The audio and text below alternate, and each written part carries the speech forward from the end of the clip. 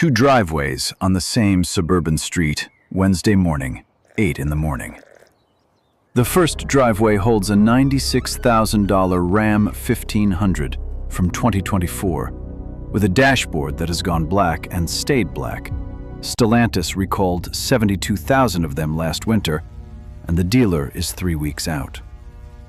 The second driveway holds a 73-year-old man hand-pumping 2 gallons of red diesel into a 1991 F-250 he has not started in 8 months. You see this from your third driveway, where I am standing with you. The coffee in your hand is still hot. The man in the first driveway has not come outside yet. The man in the second driveway already has the hood up. I keep going back to that picture. 2 driveways, one Wednesday. One coughs and idles. One sits dark and waits on a dealer. Here is what the second man figured out a decade and a half ago, and what the first man is finding out today. The dealer software recall complex is a category, not an accident. Modern trucks have a dealer in the loop on a Wednesday morning, whether anybody planned for that or not.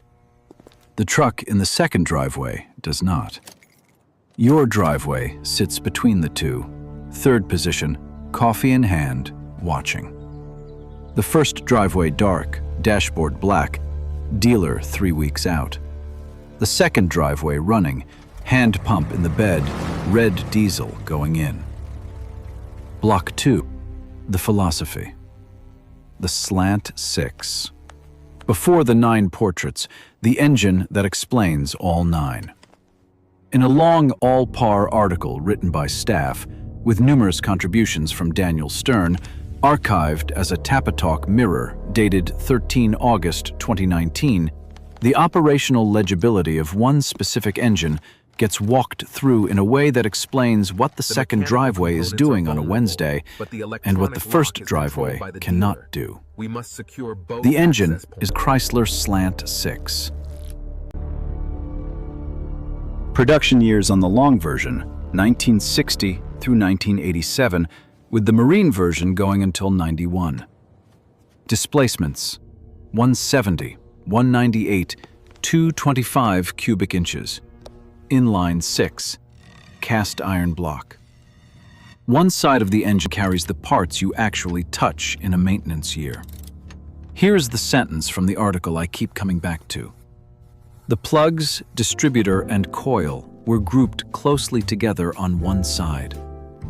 Most replaceable parts, including the filters, air cleaner, water pump, coil, and dipstick, were relatively easy to reach. 27 words. Read it twice. I read it twice the first time I found it. That one paragraph is the operational philosophy of the second driveway. The engine sat at a 30-degree slant. The slant fit the engine under the Valiant hood and made room for efficient manifolds with large radius bends and nearly equal length intake and exhaust tubes. Geometry that help you breathe.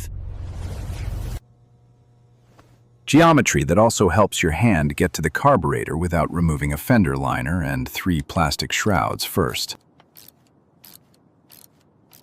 Stern's table on carburetors carries the same logic. A Carter BBS 1-barrel from 60 through 71. A Holley 1920 1-barrel from 62 through 72. A Holley 1945 1-barrel from 74 through 80. A feedback Holley 6145 1-barrel only in the years 81 through 87, the last 7 years of the carbureted run, when emissions law forced the feedback loop. 4 carburetors across roughly 3 decades. 4, not 40. Not the 780-something part numbers that show up in the parts catalog for a modern small block. 4. The article also names a crankshaft material boundary in the middle of 1976. The bulk of the run used a forged steel crankshaft. The middle of the 76 model year, The factory moved to cast nodular iron. The forged steel cranks live longer under load. The cast cranks still live longer than what the dealer just sold the man in the first driveway. The material boundary matters when you are shopping a Dart or a Valiant in 2026, which is Block 10. I will return to that line. The production longevity numbers are the headline. The production numbers for U.S.-built passenger cars through 83. U.S.-built trucks through 87. The Marine version through 1991. 3 decades of production on essentially the same engine architecture. 3 decades is how an engine becomes a parts ecosystem with junkyards in every state and a forum somewhere with a thread that answers your specific question on a Tuesday afternoon. Here is the part I want you to feel before we walk the 9 portraits. The Slant Six is what an engine looks like when the assumption inside it is that some specific person, not a dealer technician with a $5,000 scan tool, not a software update from a server farm in Auburn Hills, not a back-ordered sensor sitting in a warehouse in Dusseldorf, is going to put a wrench on it next Saturday. The geometry assumes a hand and an arm. The carburetor count assumes a man at a workbench, not a software licensing department. Now, zoom out. The Federal EMP Commission, Graham and others, 2008, tested civilian vehicles. Roughly 8% of cars shut off. Roughly 15% of trucks shut off. Almost all of them restarted. The pure EMP doom frame for vehicles is mostly wrong on the headline, but the operational frame still holds. The vehicle that does not need a dealer in the loop on a Wednesday morning is the vehicle that runs on a Wednesday morning. EMP or no EMP. Recall or no recall. Cluster dark or cluster lit.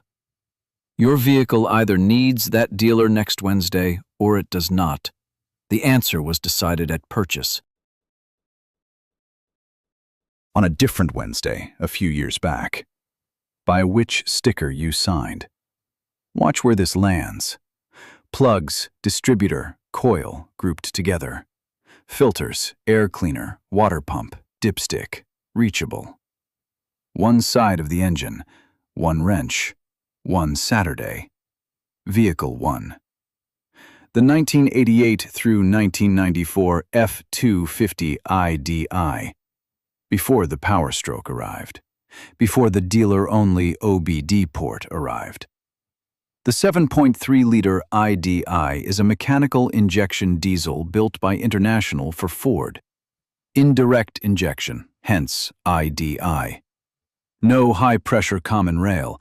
No electronic injectors with 1700-line software running on a control module the dealer has to flash. A mechanical Bosch fuel pump and a hand-priming bulb on the fender well. That is the truck.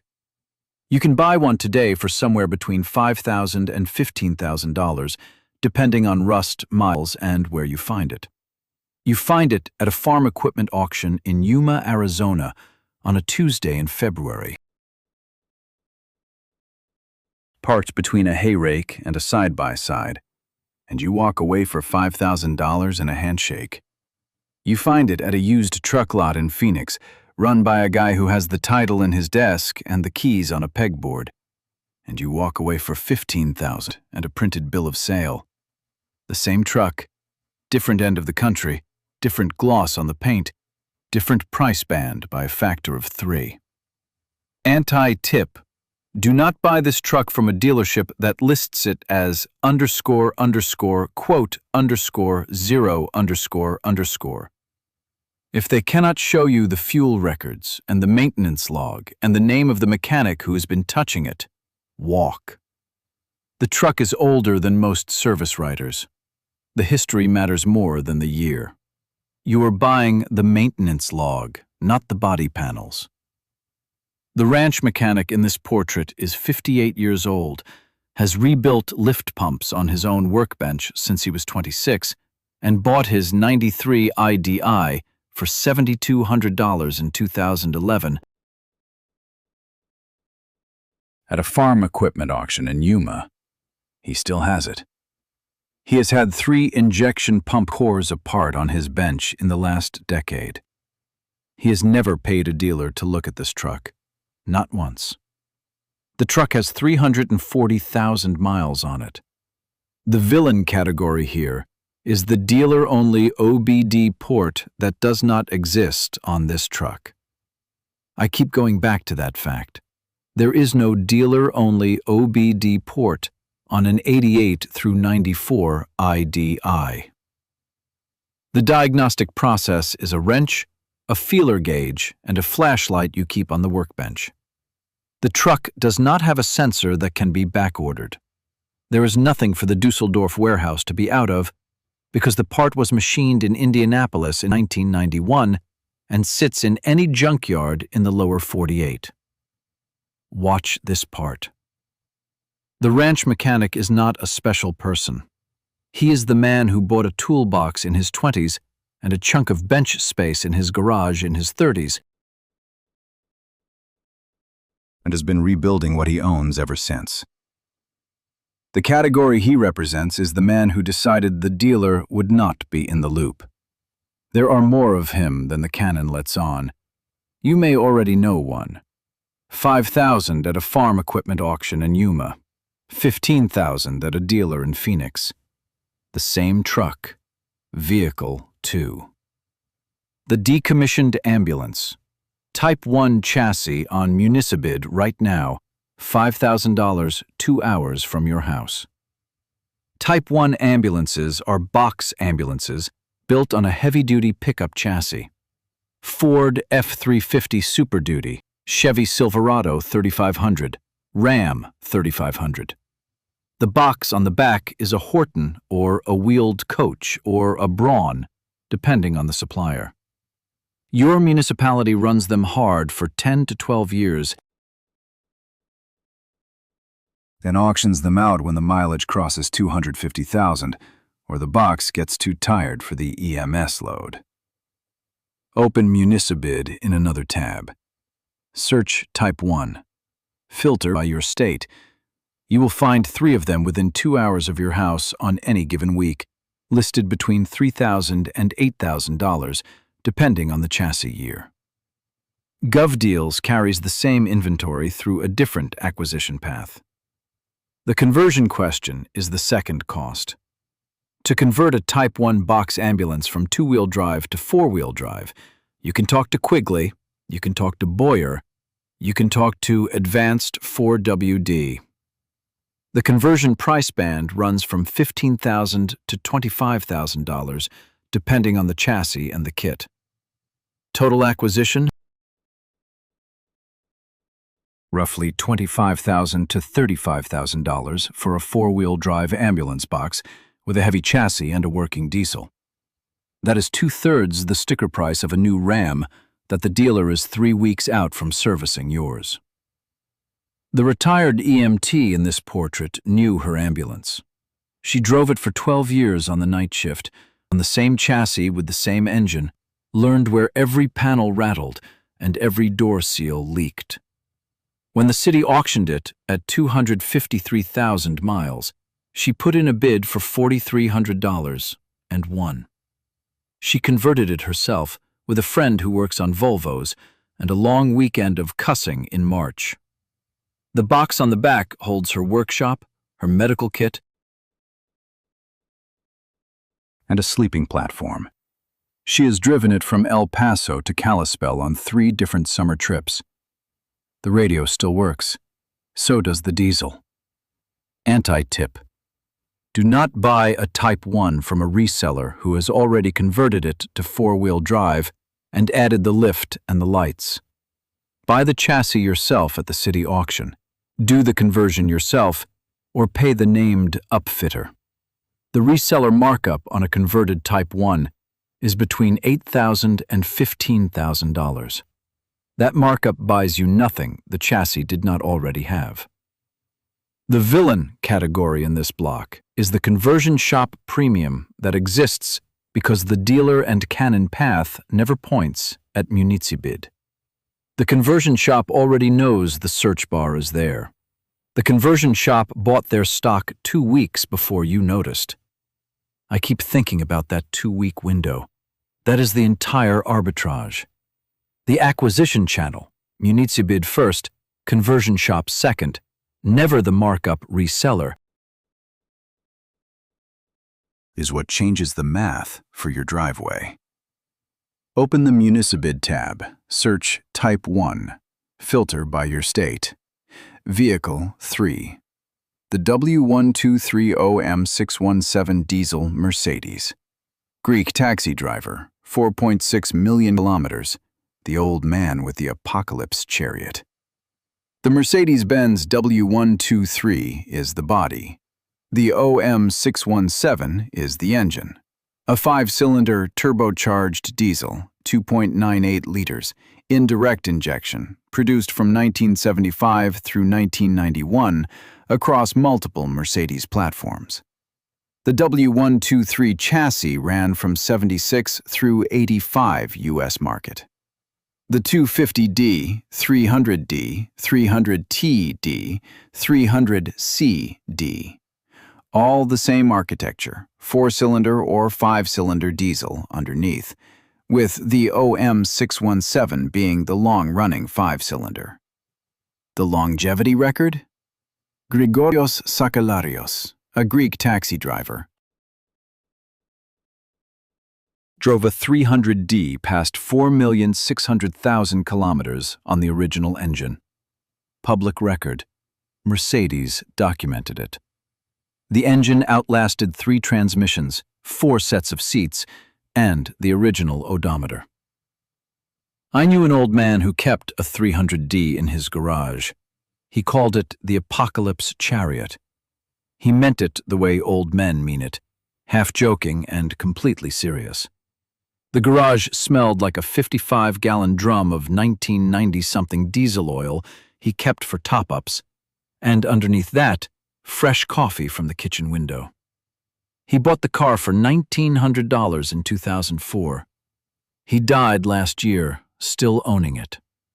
The price band today? $8,000 to $22,000 depending on miles, paint, and whether the previous owner kept the maintenance log. The acquisition channels for your search are Mercedes-Benz Classic Club listings, Bring a Trailer, estate sales in retirement communities in Arizona and Florida,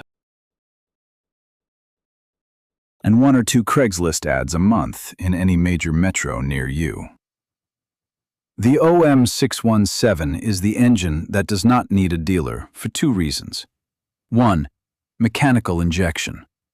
The injection pump is a Bosch inline piece, no electronics inside it, rebuildable by a specialist diesel shop in any state in the country. 2. It tolerates dirty fuel better than any modern diesel, including biodiesel up to about 20% without modification. The combustion chamber is not optimized for emissions. It is optimized for living. The trade-off shows up in the EPA report. The trade-off shows up in your driveway in a way the EPA report does not measure. I keep going back to the old man with the apocalypse chariot. The car had 97,000 miles on it when he bought it in 2004. It had 240,000 when he died in 2025. 21 years of daily driving and 3 transmissions later, the engine had never been opened. He had paid a Mercedes specialist in Tucson twice for fuel system work. Total maintenance spend across 2 decades, under $9,000. He had driven that car the distance of the moon. The villain category here is the assumption that, quote, 1 means, quote, 2, which means, quote, 3. The OM617 is none of those. The OM617 is what diesel was before the regulators got involved. There is an argument to be made that the regulators were right. There is a separate argument to be made that the man with the apocalypse chariot is driving his car on a Wednesday morning while you are reading a recall notice. What does the old man with the apocalypse chariot know about Wednesday mornings that the man in the first driveway does not. Vehicle 4. The 1991 through 1995 Jeep XJ Cherokee. OBD1, but pre-OBD2, before the supply chain became the failure point. The XJ Cherokee is a unibody compact SUV produced from '84 through 2001. The 4.0-liter AMC straight 6 is the engine that matters. The year band that matters. 91 through 95. Why 91? That is when AMC's high-output 4.0 came out fully sorted, with the Renix system replaced by Chrysler's MPI, but still on OBD1. Why 95? That is the last year before OBD2 became federally mandated. 96 XJs are OBD2, and the diagnostics path narrows. Price band today, $3,000 to $10,000 depending on rust and miles. A 250,000-mile XJ in Colorado, no rust, gets you somewhere around $6,000. A 400,000-mile XJ in Vermont, frame rot, gets you closer to $2,500, and you walk away. I've watched the listings on this vehicle for years. The market is wide. Your state determines the rust profile more than the year does. The Overlander couple in this portrait are in their 40s. They bought a 93 XJ at $4,200 in 2018 in a private party sale in Denver. They drove it from Denver to the Darien Gap and back over 4 months in 2019. The forum thread is still up. Verified mileage at sale to next owner in 2023, 387,000 miles. Sale price, $5,800. They put 1,300 miles on it the week before the sale, and the buyer drove it home to Bozeman the next day. The AMC 4.0 inline 6 is what an engine looks like when the design assumption is durability under continuous load. Cast iron block, cast iron head, 7 main bearings on a long crank, pushrod valve train. The intake manifold is aluminum and bolts on with 12 studs. The throttle body is 2 pieces. The injectors are sequential MPI, but reachable without removing anything you would not also have to remove on a Slant 6. Anti-tip.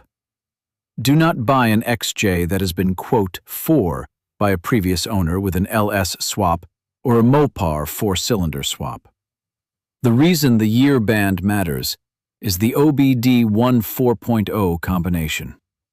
If somebody has swapped that out for a modern engine, you are buying a different vehicle that happens to be wearing an XJ body.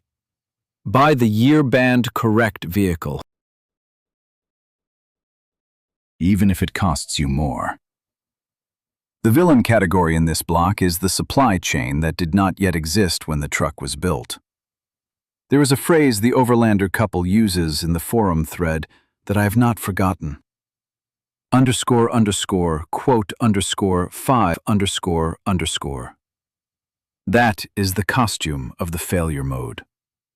The modern truck fails when a single sensor in a single warehouse on the other side of the Atlantic is out of stock. Your XJ does not fail that way because every part on it can be cross-referenced to a junkyard XJ or an aftermarket parts catalog that ships from Indianapolis on a Wednesday. 4.0 inline 6, AMC engine, cast iron block. The hum of a vehicle built before the sensor on back order from Dusseldorf existed as a category. Vehicle 5. The 1995 only W124 E300D Mercedes. The single year that matters. Back to the 2 driveways for a moment.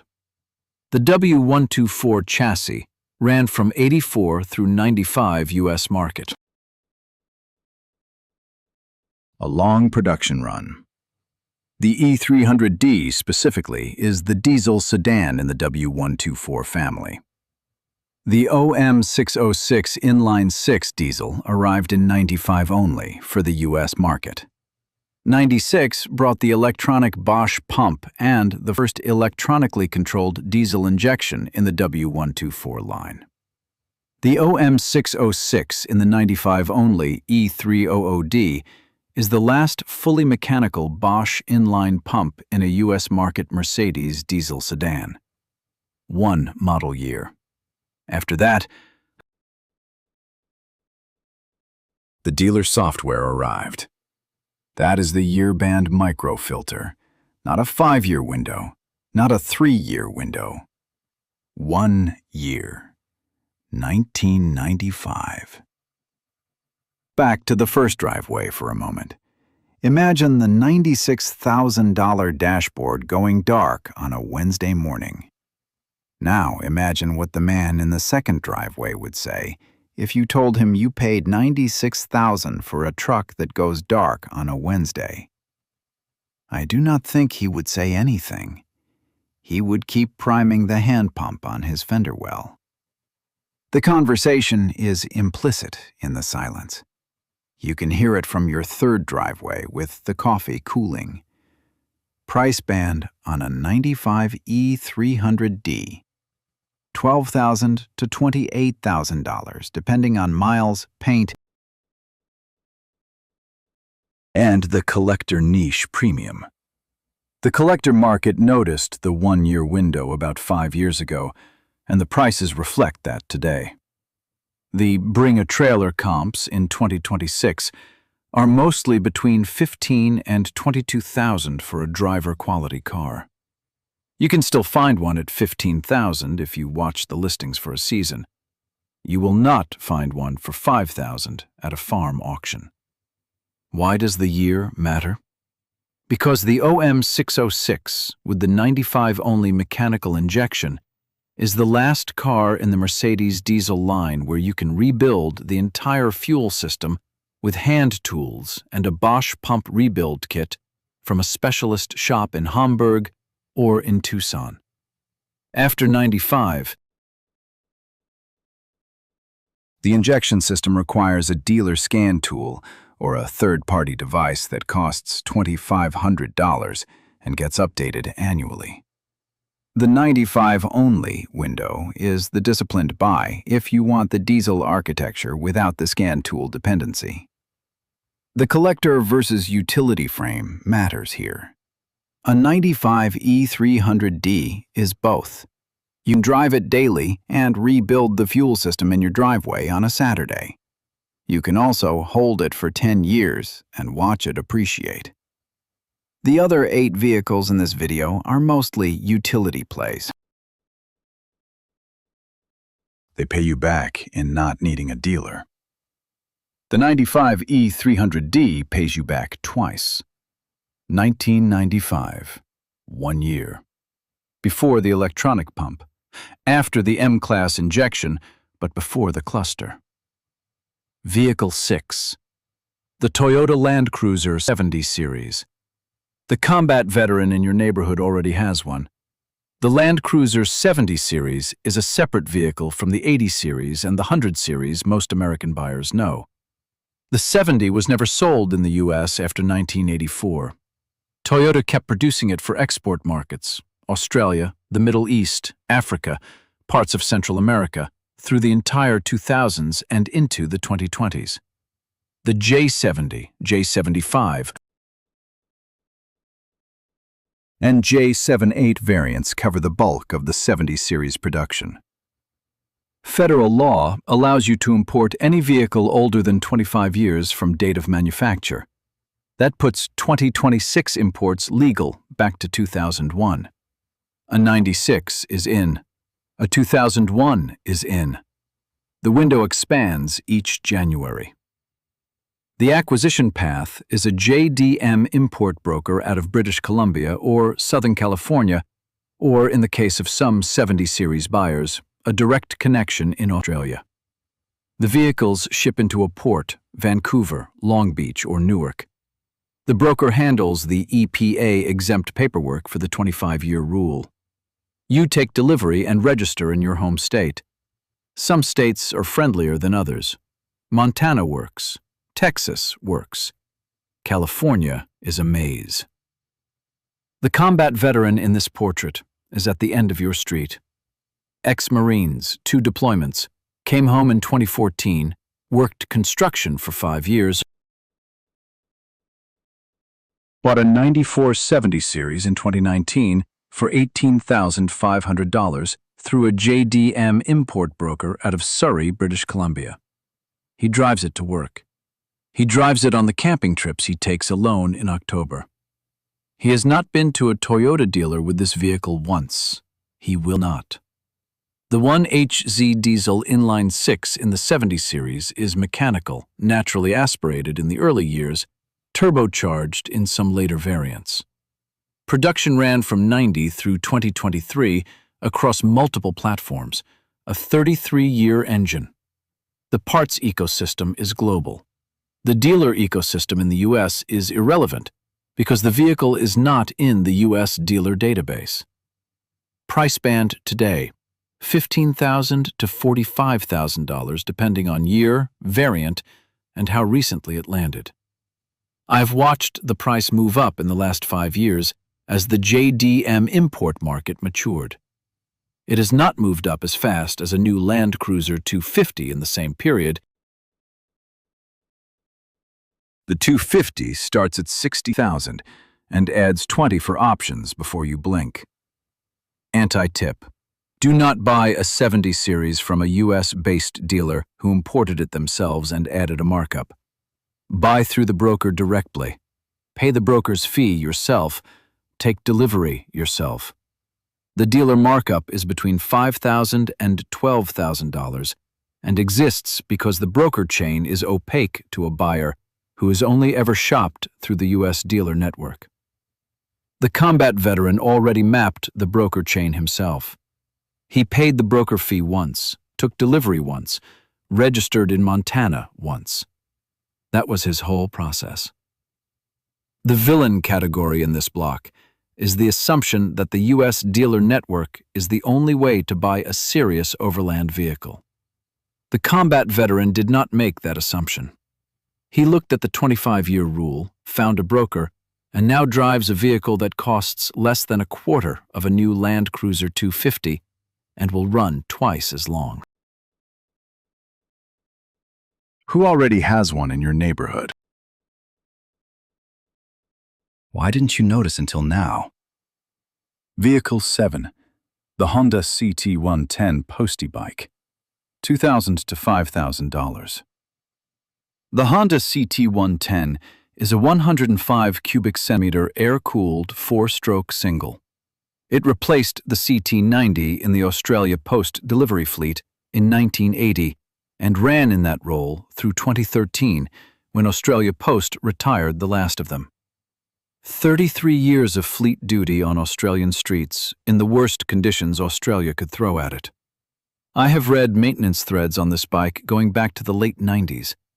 The bike is essentially indestructible and built around a maintenance philosophy that assumes a postman, not a Honda technician, will be the one doing the brake adjustment on a Tuesday.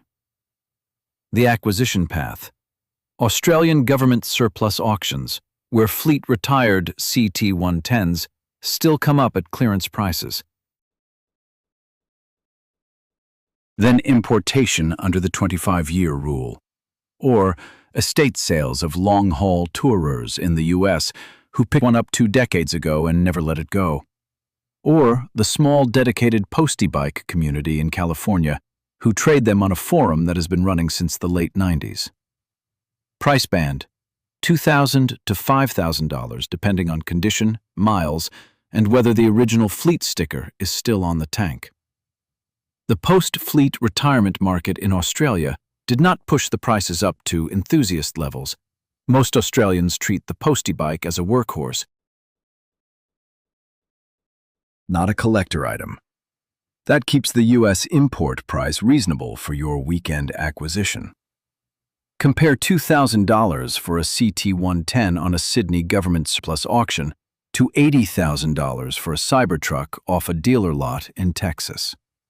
The Cybertruck cannot service itself for the price of a Honda postal bike that is $2,000 on a government surplus auction in Sydney. $2,000 one way, $80,000 the other. The arithmetic is a problem you can do at your kitchen table in 20 seconds. What can a CT110 do? 50 miles per gallon on the worst gas in the worst state.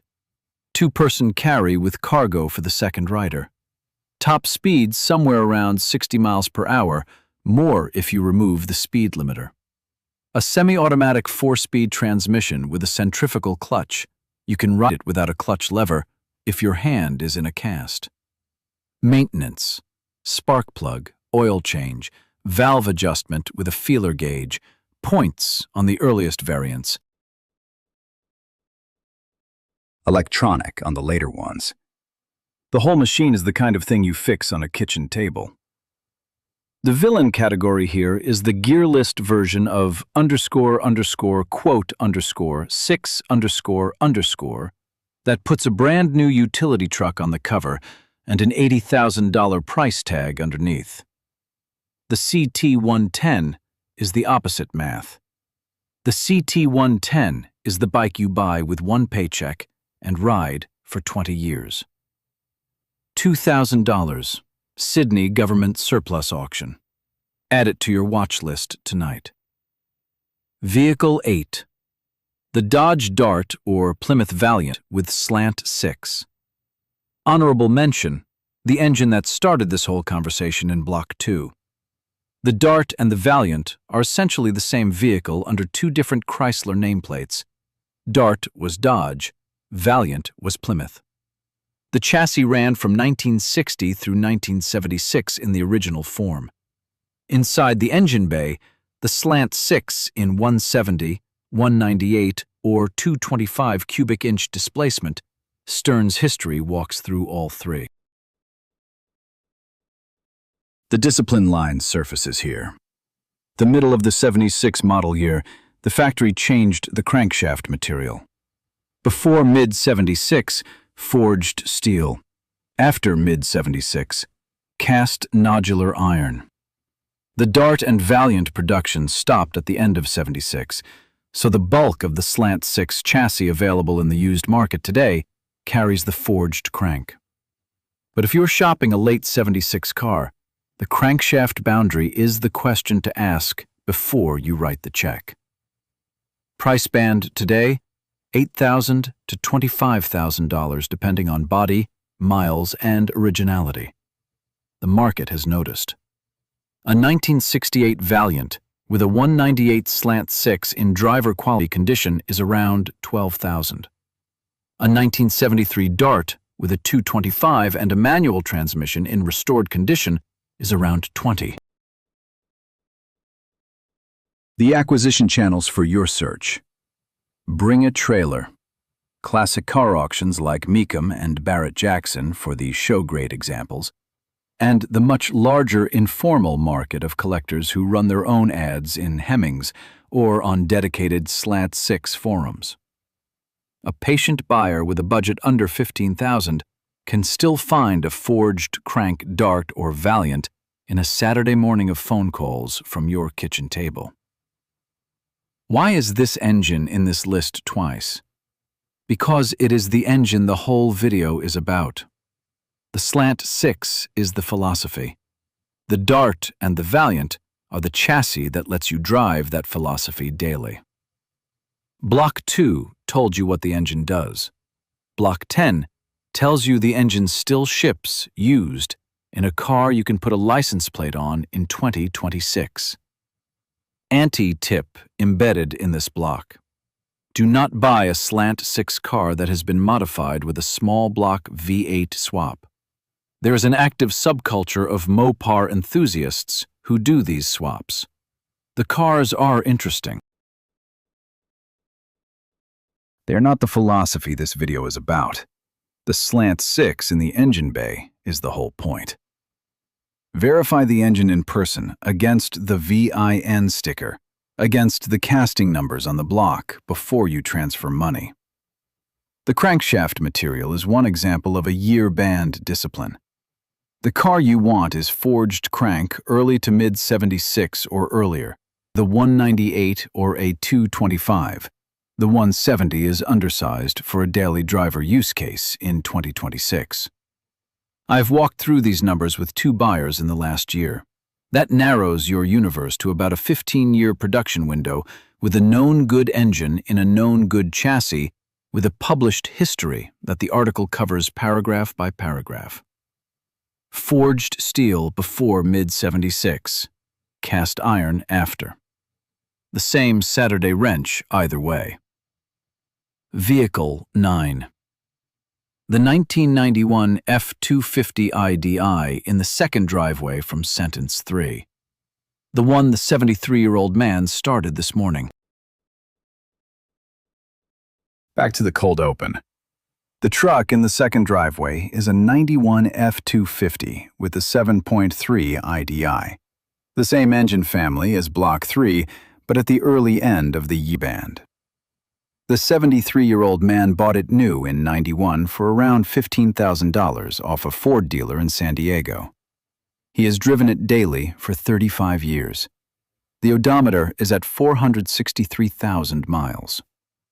The original engine has been in there since the factory put it there. The original transmission was replaced once in 2004.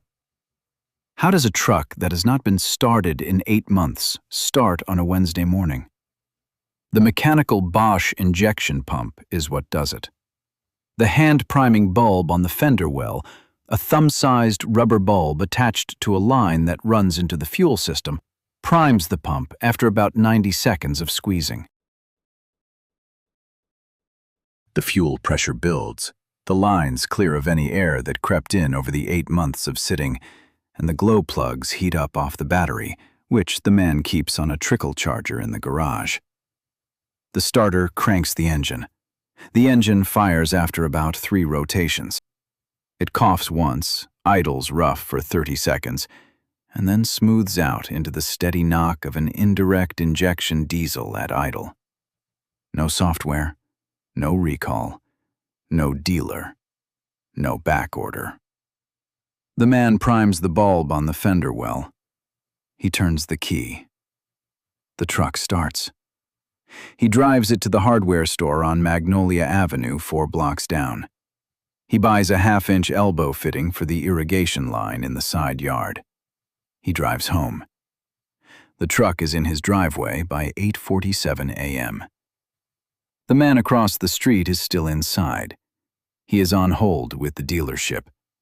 The hold music is the 3rd track of an album recorded for that purpose by a marketing agency in Detroit. The dealership opens at 9. The service writer will tell him that the next available appointment is 3 weeks out, and the loaner program is dependent on availability, and right now, availability is 0. Now, the Slant 6 callback. The thing that determines whether you fix it in your driveway or wait 3 weeks for the dealer is whether the plugs, the distributor, the coil, the filters, the air cleaner, the water pump, and the dipstick are grouped where your hand can reach them. The same paragraph from Block 2 closes Block 11. The man in the second driveway can reach his fuel system with a wrench. The man in the first driveway cannot. I keep going back to this. The dealer software recall complex did not happen to the man in the first driveway because the dealer software recall complex is a bad person. It happened because he bought a vehicle whose architecture assumes a dealer in the loop. The man in the second driveway bought a vehicle whose architecture assumes a wrench on a workbench. 15 years ago. For $15,000. He drove it for 35 years and is still driving it today. Read the architecture assumption before you read the sticker. That is the whole video in one sentence, the way I would say it to a friend at a tailgate. 1991, 7.3 ID mechanical injection, hand pump on the fender well, 90 seconds of priming. The 73-year-old man finishes hand-pumping the diesel into the second driveway's tank. He closes the hood. He gets in. The starter cranks for 3 rotations. The engine catches. The truck coughs once, idles rough for 30 seconds, smooths out. He shifts into reverse. He backs out of the second driveway and points the nose of the F-250 toward the hardware store on Magnolia Avenue, 4 blocks down. The truck pulls away. The first driveway still dark. The dashboard still black. The dealer still 3 weeks out. The hold music in the kitchen of the first house plays on through the open window for anybody on the street who is paying attention. You finish your coffee. The cup is empty. The hardware store opens in 12 minutes. The F-250 turning the corner toward the hardware store on Magnolia Avenue. The engine noise fading. The first driveway still dark.